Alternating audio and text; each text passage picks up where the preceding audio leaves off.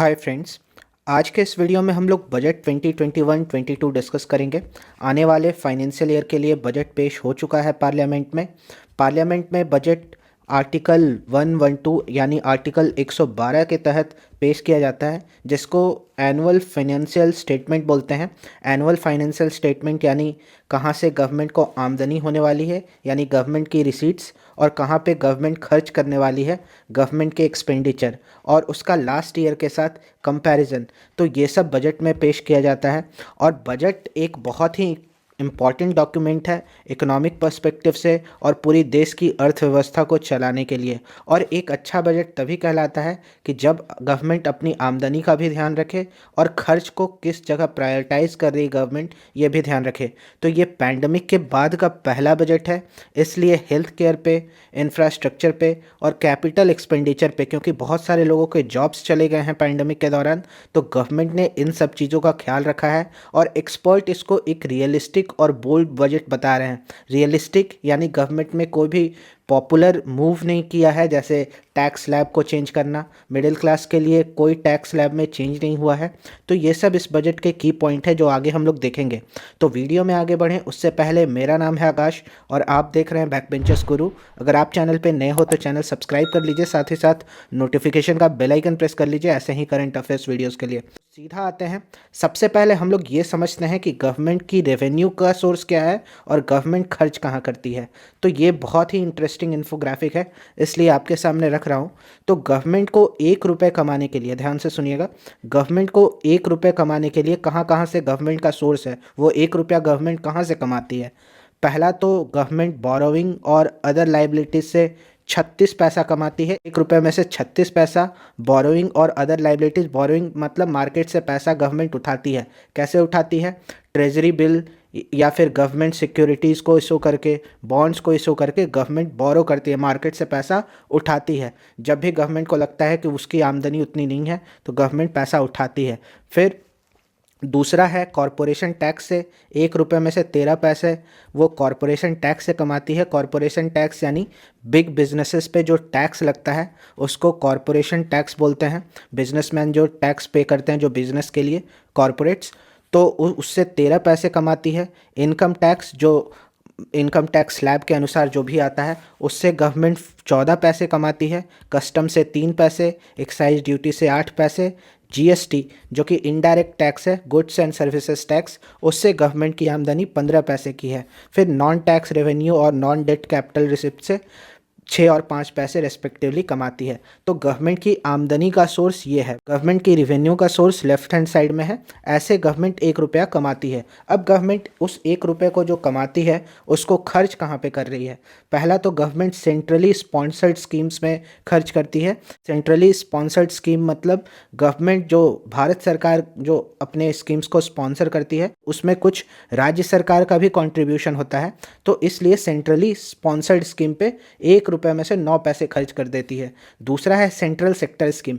Central sector scheme यानी पूरी तरह से केंद्र सरकार इसका खर्चा उठाती है, जिस पे केंद्र सरकार 13 पैसे खर्च करती है। फिर है इंटरेस्ट पेमेंट, जिस पे 20 पैसे, जो गवर्नमेंट सिक्योरिटी इशू किए थे उस पे इंटरेस्ट देना पड़ता है, क्योंकि जो लोग लेंगे उनको इंटरेस्ट चाहिए होता है। तो उस पे 20 पैसे, डिफेंस पे 8 पैसे, सब्सिडीज़ पे 9 पैसे, और भी फाइनेंस कमीशन और अदर ट्रांसफर्स पे 10 पैसे, स्टेट्स के शेयर पे 16 पैसे, पेंशन्स पे 5 पैसे और अदर एक्सपेंडिचर पे 10 पैसे। तो इस तरह से गवर्नमेंट कमाती है। और बजट मतलब क्या होता है? गवर्नमेंट का रेवेन्यू और गवर्नमेंट का एक्सपेंडिचर दोनों अच्छे से बैलेंस होना चाहिए, तभी तो देश चल पाएगा। तो इस तरह से गवर्नमेंट अपना बजट क्रिएट करती है। अब आइए इस बार के हाइलाइट्स को समझते हैं। 2021-22 का बजट का हाईलाइट क्या है? तो जैसा कि मैंने आपको बताया कि ये पैंडमिक के बाद का बजट है और हमारे देश में पैंडमिक आने की वजह से लॉकडाउन लगाना पड़ा। लॉकडाउन लगाने का एक रीज़न मेजर ये था कि हमारी हेल्थ इंफ्रास्ट्रक्चर यानी हेल्थ सिस्टम उतनी मजबूत नहीं थी कि इतने सारे लोगों का बोझ झेल सके, इतने सारे लोगों का भार झेल सके। फिर भी हमने अच्छा किया है। लॉकडाउन इसलिए लगाया गया था ताकि हम अपने हेल्थ इंफ्रास्ट्रक्चर को और पीपीई किट्स और अदर जो चीज़ें थी उसको मैन्युफैक्चर करने के लिए स्टेट और सेंट्रल गवर्नमेंट को टाइम मिल पाए। तो इस बार का हेल्थ बजट काफ़ी ज़्यादा है और हेल्थ और वेलबींग पे गवर्नमेंट काफ़ी खर्च भी कर रही है। या आप ये इंटरेस्टिंग इन्फोग्राफिक देखो, इस बार का जो हेल्थ और वेलबींग पे एक्सपेंडिचर है गवर्नमेंट का, वो पिछले साल से 137% इंक्रीज़ हुआ है, डबल से भी ज़्यादा का इंक्रीमेंट हुआ है। 2020-21 में 94,452 करोड़ था और इस साल तो ये 2,23,846 करोड़ हो गया है। तो ये हेल्थ और वेलबींग पे स्पेंड किया जाएगा, जिसमें से 35,000 करोड़ तो सिर्फ वैक्सीनेशन के लिए रखे हैं। जिनके कोमॉर्बिडिटीज़ हैं उन पे गवर्नमेंट वैक्सीनेशन उनके लिए करेगी। अभी भी बहुत लोगों को वैक्सीनेशन लग रहा है, तो ये 35,000 करोड़ गवर्नमेंट ने वैक्सीनेशन पे रखे हैं। हालांकि काफ़ी एक्सपर्ट्स ऐसा बता रहे हैं कि ये पैसे थोड़े से कम हैं। ठीक है, तो ये 137% का राइज़ हुआ है पिछले साल की से अगर तुलना करें तो हेल्थ केयर स्पेंडिंग पे। तो जैसा कि मैंने आपको बताया कि 2.23 लाख करोड़ हेल्थ और वेलबींग पे खर्च किए जाएंगे।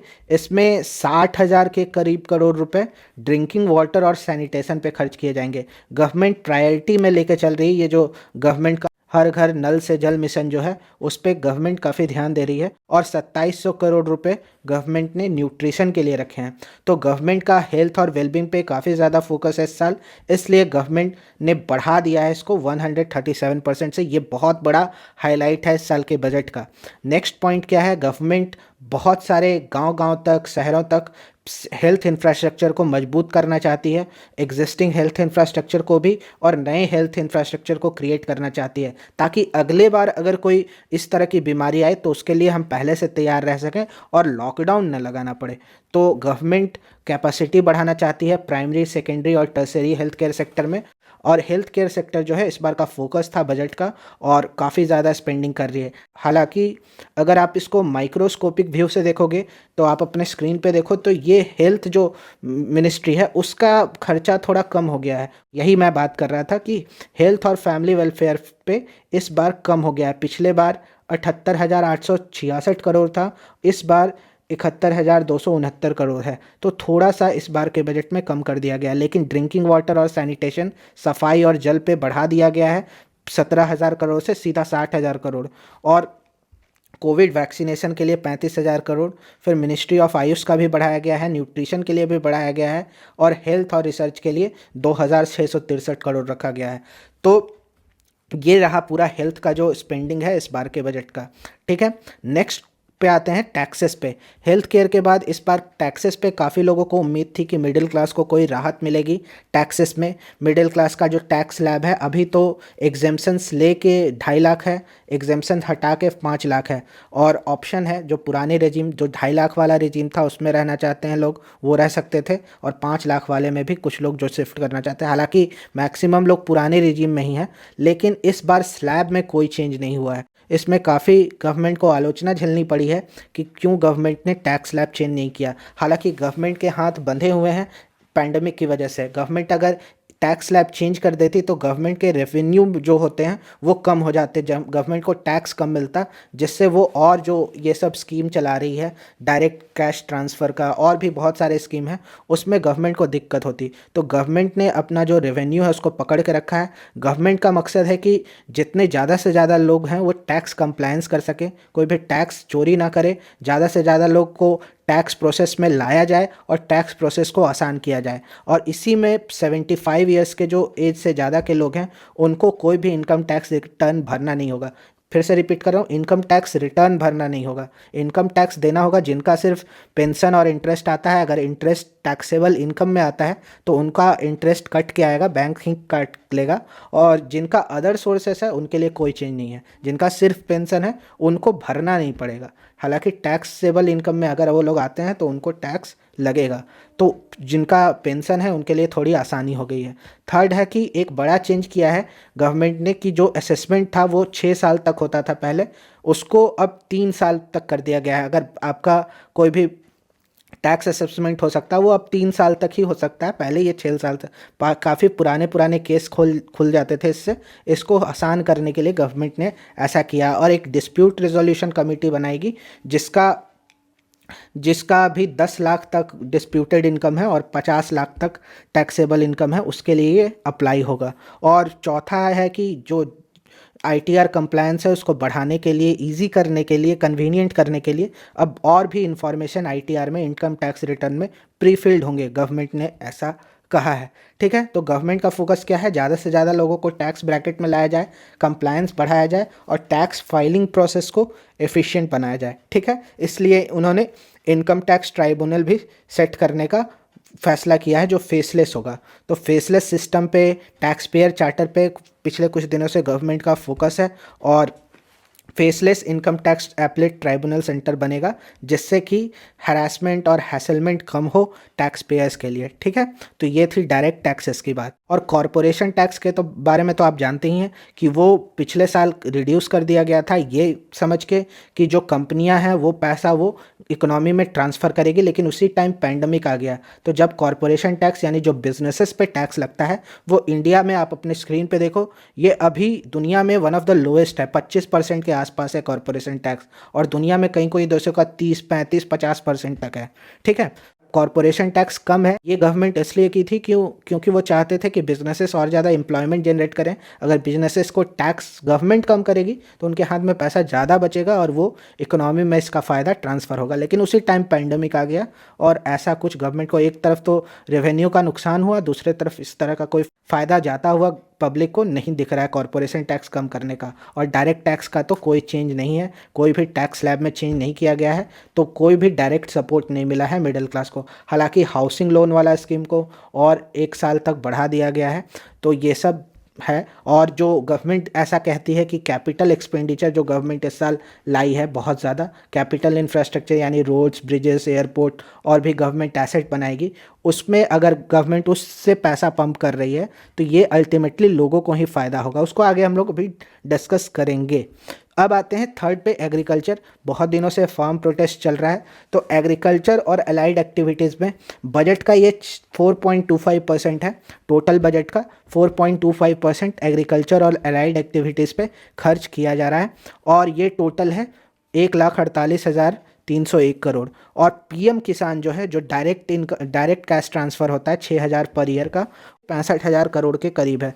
तो इसके पीछे गवर्नमेंट का ये लॉजिक है कि पिछले साल जितने लाभार्थी थे वो भी यूटिलाइज नहीं हुआ है, और काफ़ी केसेस में ये देखा गया कि फेक लाभार्थी हैं, जो किसान हैं ही नहीं, वो भी इस इनकम सपोर्ट का फ़ायदा उठा रहे हैं। और पिछले साल लगभग 49,000 करोड़ या 50,000 करोड़ के आसपास गवर्नमेंट ने अभी तक पीएम किसान में यूज़ किए हैं, तो पूरा पैसा गवर्नमेंट यूज़ ही नहीं कर पाई है। तो इस पे भी गवर्नमेंट को काफ़ी सारा क्रिटिसिज्म झेलना पड़ा है। ठीक है, नेक्स्ट आते हैं एपीएमसी। एपीएमसी को 1 लाख करोड़ रुपए एग्रीकल्चर इंफ्रास्ट्रक्चर फंड से मिले हैं, और इससे कोल्ड स्टोरेज चेन और पोस्ट हार्वेस्ट इंफ्रास्ट्रक्चर क्रिएट करेगी गवर्नमेंट। और गवर्नमेंट का पूरा फोकस है कि एग्रीकल्चर इंफ्रास्ट्रक्चर को बढ़ाना। ठीक है, और एग्रीकल्चर इंफ्रास्ट्रक्चर डेवलपमेंट सेस भी गवर्नमेंट ने लगाया है, और भी जो भी इम्पोर्टेंट इंपोर्ट्स हैं जैसे गोल्ड और अदर इंपोर्ट, उस पर भी गवर्नमेंट ये agriculture infrastructure development cess, infrastructure यानी वही कोल्ड स्टोरेज और भी जो गोडाउंस होते हैं उनको डेवलप करना, ये सब गवर्नमेंट करना चाहती है ताकि लोगों क्रॉप जो बेच सकें एक जगह से दूसरे जगह आसानी से, और क्रॉप का बर्बादी ना हो। नेक्स्ट है गवर्नमेंट फिशिंग हार्बर को मॉडर्नाइज करेगी। कोच्चि, चेन्नई, विशाखापट्टनम, पारादीप, पेटूघाट, इससे स्टार्ट करेगी 5 फिशिंग हार्बर्स को मॉडर्नाइज करेगी। गवर्नमेंट ने 10% कस्टम ड्यूटी बढ़ा दिए हैं कॉटन पे, तो कॉटन अब महंगा हो जाएगा इंपोर्ट कराना, इंपोर्टेड कॉटन महंगा हो जाएगा, और शायद इंपोर्टेड क्लोथिंग भी इससे महंगा हो जाए। और हालांकि गवर्नमेंट ने मेटल और अदर जो प्रेशियस ज्वेलरी है उस पर इंपोर्ट कम किया है, उससे जो ज्वेलरी और मेटल है, खास करके सोना और चांदी, वो सस्ता होने जा रहा है। और गवर्नमेंट इस तरह से ये करना चाहती है कि फार्मर का इनकम डबल हो सके। हालांकि फार्मर की अपनी कहानी है, उनका कहना है कि जब एपीएमसी आप लॉ ला के ख़त्म कर रहे हो तो एपीएमसी पे 1 लाख करोड़ रुपए दे के क्या फ़ायदा, पहले तो आप लॉ वापस करो फिर एपीएमसी पे इतना खर्च करो। तो गवर्नमेंट ये कह रही है, हालांकि गवर्नमेंट पे हमें भरोसा करना चाहिए, गवर्नमेंट जब इतना पैसा खर्च कर रही है तो वो एपीएमसी को जैसे है वैसे चलाएगी। और गवर्नमेंट ने, फाइनेंस मिनिस्टर ने पार्लियामेंट में ये कहा भी है कि इससे हमारा कमिटमेंट पता चलता है एपीएमसीज और एमएसपी के प्रति। ठीक है, किसान ये भी कह रहे हैं कि जितना गवर्नमेंट बता रही है उतना प्रोक्योरमेंट हो नहीं रहा है। प्रोक्योरमेंट यानी गवर्नमेंट जो खरीदती है किसानों से एफसीआई के थ्रू, ठीक है, तो वो उतना प्रोक्योरमेंट हो नहीं रहा है। नेक्स्ट आते हैं एग्रीकल्चर के बाद इंफ्रास्ट्रक्चर पे बहुत ज़्यादा जोर है और कैपिटल एक्सपेंडिचर। दो तरह का खर्च करती है गवर्नमेंट, एक रेवेन्यू साइड में, एक कैपिटल एक्सपेंडिचर के रूप में। रेवेन्यू यानी जो भी सैलरी है, सरकार को मेंटेन करने के लिए जो भी खर्चा आ रहा है वो रेवेन्यू एक्सपेंडिचर होता है। और कैपिटल एक्सपेंडिचर यानी सरकार जो रोड्स, हाईवेज, ब्रिज और पोर्ट्स, एयरपोर्ट्स और भी एसेट्स जो क्रिएट करने के लिए खर्च करती है वो कैपिटल एक्सपेंडिचर होता है। और कैपिटल एक्सपेंडिचर के बारे में एक बात कही जाती है कि अगर आप इसमें मल्टीप्लायर इफेक्ट देखने को मिलता है, अगर आप 100 रुपये खर्च करोगे कैपिटल एक्सपेंडिचर पे तो आपको उसका रिटर्न उससे ज़्यादा ही मिलेगा, डबल मिलेगा, ट्रिपल मिलेगा। तो कैपिटल एक्सपेंडिचर में खर्च करना चाहिए गवर्नमेंट्स को, और वही गवर्नमेंट ने इस बार रिकॉर्ड अमाउंट में बढ़ा दिया है कैपेक्स पे। शॉर्ट में कैपिटल एक्सपेंडिचर को कैपेक्स बोलते हैं। तो कैपेक्स पे बहुत ज़्यादा गवर्नमेंट खर्च कर रही है। बहुत सारा इंफ्रास्ट्रक्चर क्रिएशन का प्रोजेक्ट्स है, जैसे नेशनल इंफ्रास्ट्रक्चर पाइपलाइन को 7400 प्रोजेक्ट्स के लिए एक्सपैंड कर दिया गया है। एक गवर्नमेंट डेवलपमेंट फाइनेंशियल इंस्टीट्यूशन भी जो 20,000 करोड़ से बनेगा उसको बनाने के लिए कोशिश करेगी। और तीसरा है कि जो भी सरकारी एसेट्स हैं, जो भी पीएसयूज़ के एसेट्स हैं, जैसे बीएसएनएल की बहुत सारी मशीनरी है, बहुत सारा सरकार के पास लैंड है, उसको सरकार मोनेटाइज करेगी, मतलब उसको किसी को रेंट पे दे देगी, हो सके तो किसी को सेल कर देगी, तो उसको मोनेटाइज करेगी। और उसके लिए गवर्नमेंट ने नेशनल मोनेटाइजेशन पाइपलाइन भी बनाने के लिए बोला है बजट में। और नेक्स्ट, रोड ट्रांसपोर्ट और हाईवे तो गवर्नमेंट के एजेंडा में ही है। हाईवे पे बहुत ज़्यादा खर्च करने वाली है गवर्नमेंट, और ख़ास करके गवर्नमेंट ने वैसे स्टेट्स का नाम लिया जहाँ पे इलेक्शन है। गवर्नमेंट हाईवेज़ को डेवलप करेगी और गवर्नमेंट ने इसके लिए 1,18,101 करोड़ रुपए दिए हैं इस बार के बजट में। और इसमें से करीब 1,08,230 करोड़ कैपिटल एक्सपेंडिचर पे खर्च होगा। फिर से वही जो हाईवे, ब्रिज ये सब बनाने के लिए खर्च होगा। और भारतमाला प्रोजेक्ट के तहत 13,000 किलोमीटर पहले ही अवार्ड कर दिए गए हैं और 8,500 किलोमीटर और ये कंस्ट्रक्शन किया जाएगा भारतमाला प्रोजेक्ट के तहत। ठीक है, असम में हाईवेज बनेंगे, वेस्ट बंगाल, कोच्चि, तमिलनाडु, केरला, इन जगहों पे हाईवे क्रिएशन पे जोर है गवर्नमेंट का। ठीक है, नेक्स्ट आते हैं डिफेंस पे। डिफेंस में गवर्नमेंट डिफेंस में भी कैपिटल एक्सपेंडिचर के फॉर्म में ज़्यादा इन्वेस्ट कर रही है और 21,326 करोड़ का इंक्रीज़ हुआ है। तो गवर्नमेंट मॉडर्नाइजेशन करना चाहती है आर्मी का, और नए नए रोड्स जैसे बीआरओ बना रही है, और भी है जैसे नई इक्विपमेंट्स को एक्वायर करना है, तो उसके लिए नए हथियारों का एक्वायर है, उसके लिए गवर्नमेंट काफ़ी फोकस कर रही है। तो डिफेंस पे भी बजट को बढ़ाया गया है। नेक्स्ट आते हैं रेलवेज़। रेलवेज़ का पहले अलग बजट हुआ करता था, लेकिन बाद में इसको मर्ज कर दिया गया। तो रेलवेज़ काफ़ी इम्पॉर्टेंट होता है इंडियन के लाइफलाइन में। और नेशनल रेल प्लान 2030 जो कि रेलवेज़ को मॉडर्नाइज करेगा, रेलवे का फ्यूचर दिखाएगा, ये प्लान है गवर्नमेंट का। और गवर्नमेंट ने इस साल के बजट में 1.1 लाख करोड़ इंडियन रेलवेज़ को दिए हैं। और इसमें भी देखिए 1.1 लाख करोड़ में से 1.07 लाख करोड़ ये कैपिटल एक्सपेंडिचर में खर्च होंगे, मतलब रेल लाइन बिछाने में। जैसे फ्रेट कॉरिडोर की हम लोग बात कर रहे हैं, हम लोगों ने देखा था लुधियाना से दानकोनी, पंजाब से दानकोनी, ईस्टर्न डेडिकेटेड फ्रेट कॉरिडोर। फिर आपको जवाहरलाल नेहरू पोर्ट ट्रस्ट से वो दादरी तक वेस्टर्न डेडिकेटेड फ्रेट कॉरिडोर। और फ्रेट कॉरिडोर का काम, ईस्टर्न डेडिकेटेड फ्रेट कॉरिडोर का काम बहुत जल्दी पूरा कर लिया जाएगा, ये कहना है गवर्नमेंट का। और 100% इलेक्ट्रिफिकेशन होगा ब्रॉड गेज रेलवे का। और पैसेंजर की सेफ्टी और कन्वीनियंस के लिए भी काफ़ी खर्च करेगी सरकार। उसमें विस्टाडोम कोचेस होंगे, जहाँ भी टूरिस्ट डेस्टिनेशन है वहाँ पे विस्टाडोम कोचेस आप अपने स्क्रीन पे देखो कि आप आसपास की ब्यूटी को एंजॉय कर पाएँ। और indigenously developed automatic train protection system को इंडिया में डेवलप किया जाएगा, और जिससे कि ट्रेन कोलिजन कम आए और एक्सीडेंट से रेलवे पैसेंजर्स बच पाएँ। तो रेलवेज़ काफ़ी फोकस एरिया है, खास करके डेडिकेटेड फ्रेट कॉरिडोर। और एक सेक्शन तो पूरा कर लिया था, आपको मैंने बताया था, प्रधानमंत्री मोदी ने उद्घाटन किया था करंट अफेयर्स वाले वीडियोज़ में। अगर वो वीडियो नहीं देखा है तो आई बटन में है, देख सकते हैं जाके। नेक्स्ट आते हैं पावर सेक्टर पे। गवर्नमेंट का फोकस है पावर सेक्टर रिफॉर्म्स पे खास करके, क्योंकि हमारे यहाँ पावर सेक्टर में काफ़ी सारे लैप्सेस होते हैं, काफ़ी पावर बर्बाद होता है, काफ़ी पावर की चोरी भी होती है। तो इसमें सबसे मेन है नया गवर्नमेंट का नेशनल हाइड्रोजन एनर्जी मिशन 2021-22। इसको हाइड्रोजन से पावर जनरेट करने के लिए और भी अदर ग्रीन सोर्सेज से पावर जनरेट करने के लिए यूज़ किया जाएगा। और डिस्ट्रीब्यूशन कंपनीज, जिसको शॉर्ट में डिस्कॉम्स बोलते हैं, उनको भी स्ट्रेंथन करने के लिए कदम उठाए जाएंगे। ठीक है, अब आते हैं नेक्स्ट पॉइंट पे, जिसमें है एजुकेशन। एजुकेशन काफ़ी इंपॉर्टेंट है। एजुकेशन के लिए इस बार का बजट है 93,224 करोड़ रुपीज़ का। 93,224 करोड़ रुपीज़ का हमारा शिक्षा बजट है इस बार का। मेन फोकस यही है कि एक हायर एजुकेशन कमीशन, जो पिछले बार के बजट में भी फाइनेंस मिनिस्टर ने बोला था, उसको लेजिस्लेशन के थ्रू लाया जाएगा, जो सारे जो काम है वो करेगी, स्टैंडर्ड बनाएगी, एक्रेडिशन देगी। अभी अलग अलग बॉडीज़ हैं, यूजीसी है, नैक है, तो हायर एजुकेशन का काम होगा एक्रेडिशन देना, स्टैंडर्ड सेट करना, रेगुलेट करना, फंडिंग करना। अभी अलग अलग बॉडीज़ हैं, तो एक हायर एजुकेशन HIC आएगा लेजिस्लेशन से। एक अम्ब्रेला स्ट्रक्चर बनाया जाएगा हायर एजुकेशन के लिए 9 शहरों में। ठीक है, और 15,000 स्कूल को स्ट्रेंथन किया जाएगा, जो कि नई शिक्षा नीति आई है उसके तहत, ताकि वो दूसरे स्कूल्स को हैंड होल्ड करें आसपास के एरिया में। एक मॉडल स्कूल टाइप का आप बोल सकते हैं, बनाया जाएगा कि ये मॉडल है इस डिस्ट्रिक्ट का, उसको सारे स्कूल फॉलो करेंगे। तो ऐसे 15,000 स्कूल को स्ट्रेंथन किया जाएगा। फिर सेंट्रल यूनिवर्सिटी का प्लान है लेह लद्दाख में, और 100 न्यू सैनिक स्कूल को भी सेटअप किया जाएगा PPP के थ्रू, NGOs के थ्रू। ठीक है, तो 100 न्यू सैनिक स्कूल, 15,000 स्कूल को नेशनल एजुकेशन पॉलिसी उसमें इम्प्लीमेंट किया जाएगा, उसको एग्जेम्पलरी बनाया जाएगा, यानी मॉडल बनाया जाएगा। और हायर एजुकेशन के लिए हायर एजुकेशन कमीशन बनाया जाएगा, सेंट्रल यूनिवर्सिटी लेह में सेट किया जाएगा, और बहुत सारे अम्ब्रेला स्ट्रक्चर्स बनाए जाएंगे हायर एजुकेशन के लिए 9 शहरों में। ठीक है, अब इसमें एक इंटरेस्टिंग पॉइंट ये देखते हैं कि हायर एजुकेशन के बजट में 0.1% बढ़ा है हायर एजुकेशन का बजट। स्कूल एजुकेशन का भी 0.1% बढ़ा है। इसमें 54,874 करोड़ स्कूल एजुकेशन के लिए मिले हैं, और 38,351 करोड़ हायर एजुकेशन के लिए इस साल के बजट में मिले हैं। टोटल बजट है 93,224 करोड़ का। ठीक है, इसमें स्कूल एजुकेशन के लिए ज़्यादा बजट है।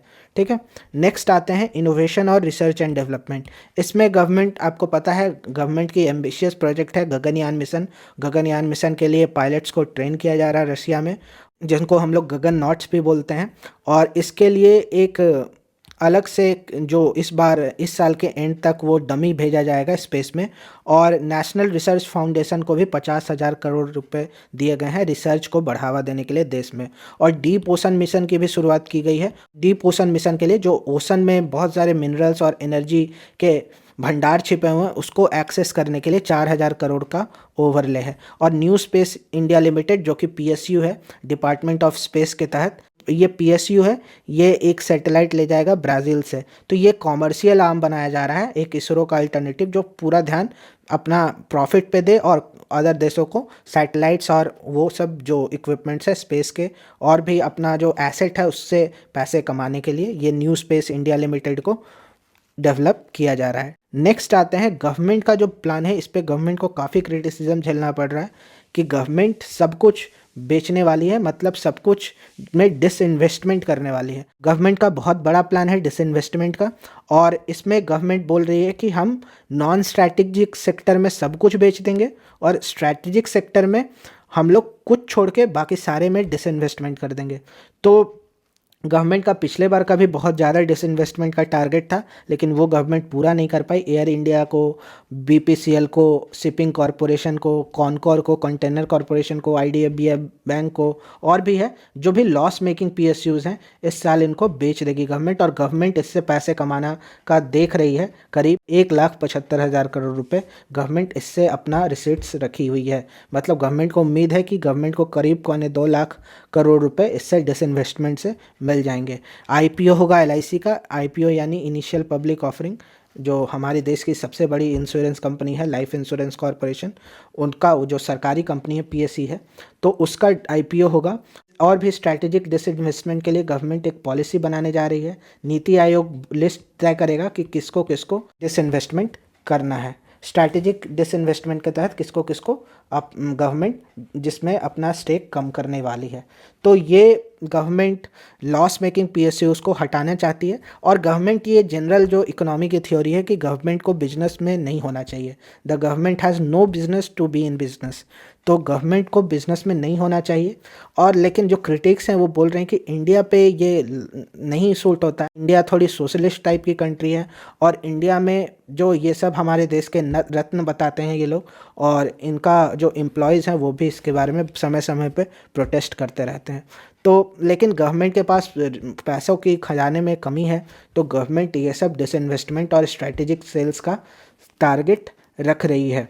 ठीक है, तो गवर्नमेंट ये करने जा रही है। और जो एसेट मोनेटाइजेशन मैंने बताया कि गवर्नमेंट बहुत सारे एसेट्स को मोनेटाइज करेगी। जो गवर्नमेंट के पास ज़मीन है, जो गवर्नमेंट के पास मशीनरी है, जैसे टेलीकॉम इंडस्ट्री में हो गया, फिर गवर्नमेंट के लैंड हो गए, तो वो सब गवर्नमेंट उसको मोनेटाइज करेगी। गवर्नमेंट अपने रेलवेज़ को भी, जो रेल लाइन्स हैं, रेलवेज़ को भी मोनेटाइज करने वाली है। गवर्नमेंट अपने जो फाइनेंसेस है उसको मजबूत करने के लिए ये कदम उठा रही है।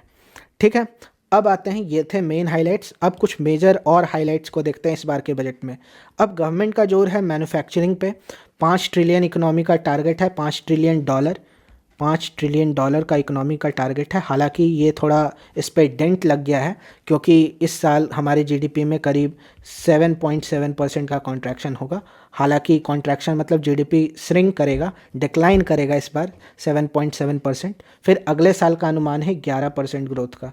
तो गवर्नमेंट अभी भी तत्पर है अपने $5 ट्रिलियन वाले इकोनॉमी के टारगेट के लिए, और होना भी चाहिए। लेकिन इस सिचुएशन में गवर्नमेंट को थोड़ा रियलिस्टिक होकर सोचना चाहिए। और गवर्नमेंट मैन्युफैक्चरिंग को बढ़ावा देने के लिए पीएलआई जो स्कीम है, प्रोडक्शन लिंक इनिशिएटिव, जिससे जो कंपनीज़ हैं उनको बहुत सारी सुविधाएं दी जाती है ताकि आप इंडिया में ही प्रोड्यूस करें। ठीक है, काफ़ी कंपनीज इसका फ़ायदा उठा रही हैं, खास करके इलेक्ट्रॉनिक्स के क्षेत्र में। तो उसके लिए गवर्नमेंट ने 1.97 लाख करोड़ रुपीस दिए हैं आने वाले 5 सालों में डोमेस्टिक मैन्युफैक्चरिंग को बूस्ट करने के लिए। और एक तरह से गवर्नमेंट की अभी फ़िलॉसफी भी है आत्मनिर्भर Bharat, self reliant India, India में ही बनी हो। और गवर्नमेंट इसी फिलॉसफी से आगे बढ़ रही है। ठीक है, और गवर्नमेंट का ये कहना है कि आने वाले साल में जीडीपी ग्रोथ 10 to 10.5% होने वाला है। और गवर्नमेंट जो कैपिटल इंफ्रास्ट्रक्चर पे इतने पैसे खर्च कर रही है, जो आपने अभी देखा वीडियो में, उससे मल्टीप्लायर इफेक्ट होगा, उससे जॉब क्रिएशन भी होगा, ऐसा गवर्नमेंट कह रही है। ठीक है, देखते हैं कितना होता है। नेक्स्ट आते हैं गवर्नमेंट का फिस्कल डेफिसिट। जो टारगेट है वो टारगेट से गवर्नमेंट काफ़ी ऑफ है। इस बार बजट में टारगेट था लास्ट ईयर में 2021 में 3.5%, जो कि गवर्नमेंट ने 9.5% कर दिया। इतना ज़्यादा जो चेंज है वो एक स्पेसिफिक रीज़न की वजह से हुआ है, क्योंकि एफसीआई का जो खर्च होता था, जो फूड सब्सिडी पे गवर्नमेंट खर्च करती थी, जो एफसीआई पीडीएस स्कीम के लिए राशन कार्ड से जो फूड ग्रेन बांटने के लिए जो ग्रेन उठाती थी, उस पर गवर्नमेंट सब्सिडी देती थी। लेकिन वो पैसा उसको एफसीआई को एडजस्ट करना पड़ता था कहीं और से। लेकिन गवर्नमेंट ने बोला कि अब इस साल से हम जो सब्सिडी दे रहे हैं वो बजट में ही काउंट होगा।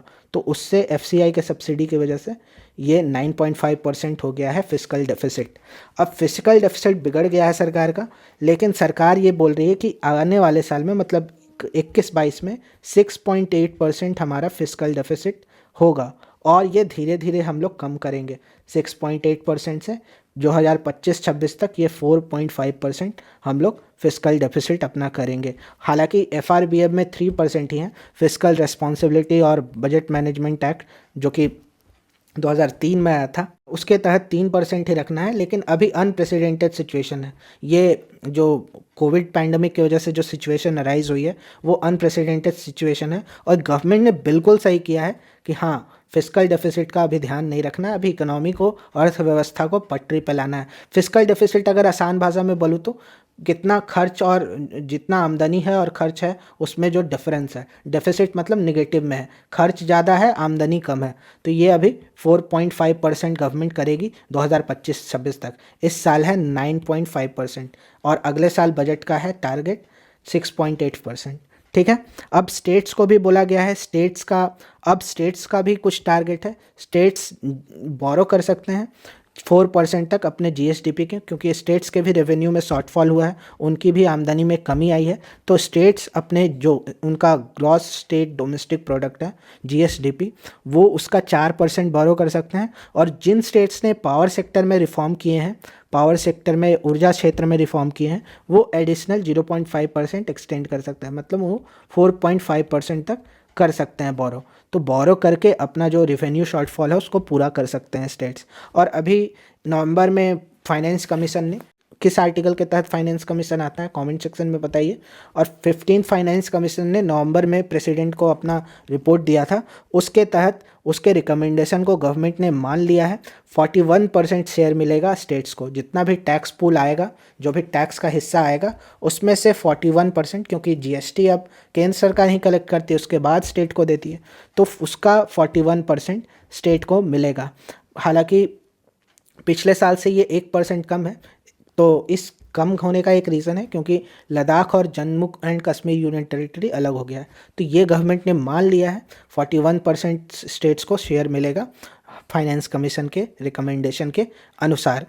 कुछ भी और भी कदम उठाए गवर्नमेंट ने, जैसे 74% एफडीआई इंश्योरेंस सेक्टर, इससे इंश्योरेंस सेक्टर को बढ़ावा मिलेगा। अभी 49% था foreign direct investment FDI insurance sector में, और काफ़ी अभी इंश्योरेंस की डिमांड भी है, तो गवर्नमेंट इसको चाहती है कि और भी अच्छे से हो और भी अफोर्डेबल कॉस्ट पे हो, तो उसमें एफडीआई 74% कर दिया गवर्नमेंट ने। फिर गवर्नमेंट एक बैड बैंक भी बनाने का सोच रही है एसेट रिकंस्ट्रक्शन के लिए, एसेट मैनेजमेंट के लिए, क्योंकि जो स्ट्रेस्ड एसेट्स हैं बैंक के, लोन बैड होते जा रहे हैं, उसको रिस्ट्रक्चर करने के लिए गवर्नमेंट एक बैड बैंक बनाएगी, जो सारा जो लोन है वो उस कंपनी में चला जाएगा और बैंक अपनी बैलेंस शीट मैनेज अच्छे से कर पाएंगे।